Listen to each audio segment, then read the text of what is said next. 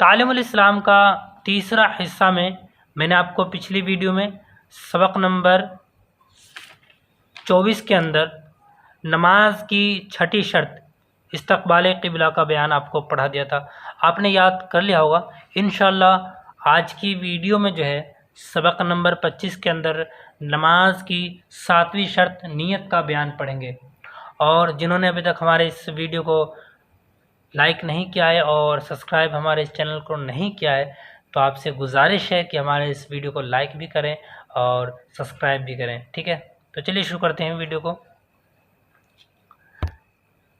बिस्मिल्लाहिर्रहमानिर्रहीम। नमाज की 7वीं शर्त नियत का बयान। सवाल, नियत से क्या मुराद है? जवाब, नियत दिल से इरादा करने को कहते हैं। सवाल, नियत में किस चीज़ का इरादा करें? जवाब, नियत में ख़ास उस फ़र्ज़ नमाज का इरादा करना ज़रूरी है जो पढ़ना चाहता है। मसलन फ़जर की नमाज पढ़नी है तो ये इरादा करें कि आज की नमाज फ़जर पढ़ता हूँ, या क़ज़ा नमाज हो तो यूँ नियत करें कि फ़ला दिन की नमाज फ़जर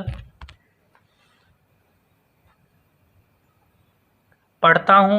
और अगर इमाम के पीछे नमाज पढ़ता हो तो उसकी नियत भी करनी ज़रूरी है।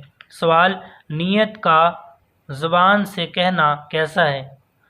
जवाब, मुस्तहब है। अगर ज़ुबान से ना कहे तो नमाज में कुछ नुकसान नहीं, और कह ले तो अच्छा है। सवाल, नफल नमाज की नियत किस तरह करनी चाहिए?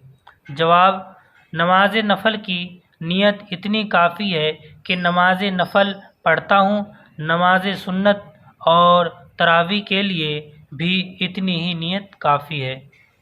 ये मैंने आपको सबक नंबर 25 के अंदर नमाज की 7वीं शर्त नियत का बयान आपको पढ़ा दिया था।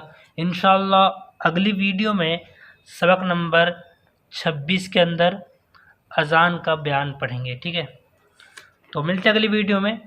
तब तक के लिए अस्सलामु अलैकुम व रहमतुल्लाहि व बरकातुहू।